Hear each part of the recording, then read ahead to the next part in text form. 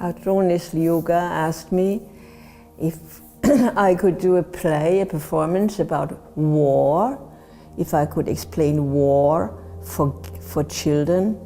I said, no, impossible. I cannot explain war to anybody. Then I thought about the book by Swedish writer Astrid Lindgren. It's called The Brothers Lionheart.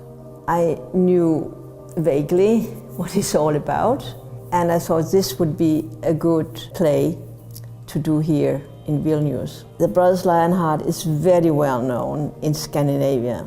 I did not know how much it's well known in Lithuania. So then I started reading the book, and I saw also the piece performed in a theater in Denmark, and I thought I could do it better. So how we created the text was that, of course, we read the book, and it's a book that's been staged many times, and sometimes very traditionally, with a lot of dialogue.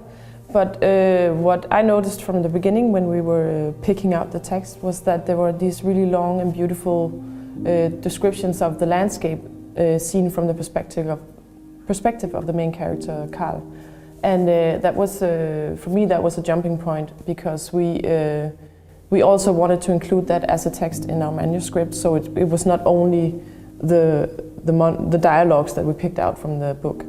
And we wanted to use those kinds of passages of landscape also together with the sound, not necessarily accompanying it with visuals, but mainly in the beginning it was the idea that these descriptions of landscape were so strong that we actually didn't have to also visualize them with visuals. Well, it's a challenge for me to choose a book, a well-known story, and to stage it as a story. It is really storytelling, and I don't do this much in my performances, not so much storytelling. I have topics, yes, but not a real story with a start and an end and characters. So this is new for me to work like that. But it's fun. It's great fun.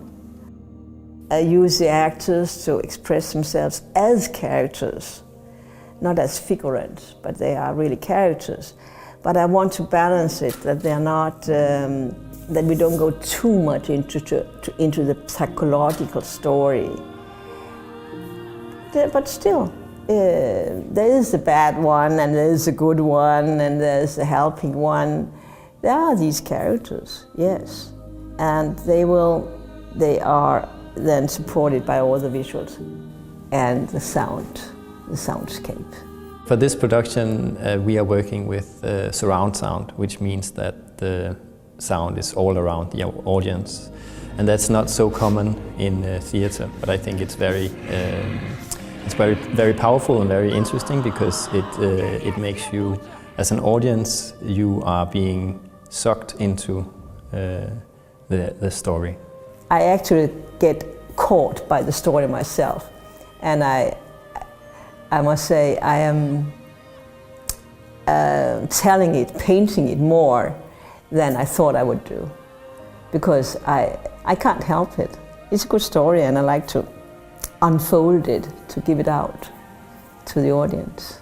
Our main ideas from the beginning were also to have these visuals that we knew were accompanying music. So for me personally, I like the flowers a lot, because they are not too descriptive. They're kind of like, they have this, you get close to it. For me, it's more of a sensation of being in the cherry valley than seeing the cherry valley. So these visuals I like a lot, and I also come to like the horses a lot, but in the beginning I was not so sure if it was a good idea.